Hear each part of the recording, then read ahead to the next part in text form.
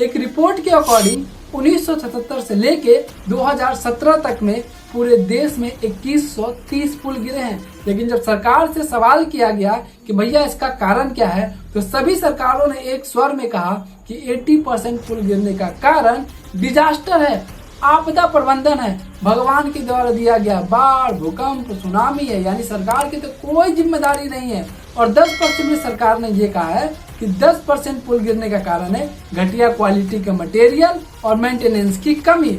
और 3% में सरकार ने ये कहा है कि ओवरलोडिंग थी, यानी जिस पुल की क्षमता मात्र 5 टन थी वहां 50 टन का ट्रक पहुंच गया, जिसके वजह से पुल गिर गया। तो सवाल ये है कि आखिर 50 टन का ट्रक पहुंचा क्यों? क्योंकि पुल जहां से स्टार्ट हुआ है वहां कोई पुलिस वाले ने, कोई करप्ट ऑफिसर ने किसी ट्रक वाले से 100-200 रुपया लेके अपना जेब गरम कर लिया और वो ट्रक को बिना किसी जांच के जाने दिया गया, जिसमें ओवरलोडिंग था, जिससे पुल गिर गया। लास्ट ईयर बिहार में 10 दिन के अंदर 5 से ज्यादा पुल गिर चुके थे, जिसमें 1700 करोड़ का पुल था, 200 करोड़ का पुल था, 20 करोड़ का पुल था।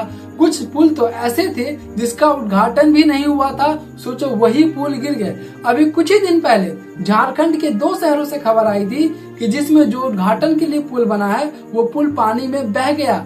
अभी 2 दिन पहले गुजरात में एक पुल गिरा है जिसमें 10 से ज्यादा लोगों की मृत्यु हो गई है। तो सवाल ये नहीं है कि सिर्फ बिहार, उत्तर प्रदेश, झारखंड, मध्य प्रदेश, गुजरात में हो रहा, ये पूरे भारत की यही स्थिति है। चाहे वो किसी भी राजा की सरकार हो, किसी भी पार्टी की सरकार हो, वहाँ का मुख्यमंत्री कोई भी हो। एक रिपोर्ट के अकॉर्डिंग हर साल भारत में सिर्फ इंफ्रास्ट्रक्चर करप्शन में 1.3 लाख करोड़ रुपए नुकसान हो जाता है। तो ऐसे पुल क्यों टिकेंगे? इसे आप इस तरीके से समझ सकते हैं कि मान के चलो कोई पुल बनाने की बात हुई, 20 करोड़ का पुल बनने वाला है, जिसमें से 10 करोड़ रुपए कमीशन में निकाल दीजिए। 10 करोड़ में मंत्री खाएगा, विधायक खाएगा, सांसद खाएगा, पंचायत सचिव खाएगा, इंजीनियर खाएगा, ठेकेदार खाएगा, और बाकी जो बने हैं उससे पुल बनाए जाएंगे। मतलब आप समझ सकते हैं कि 50% पैसा तो बट गया। अब इसमें कैसे पुल बनेंगे और कैसे सड़क बनेंगे?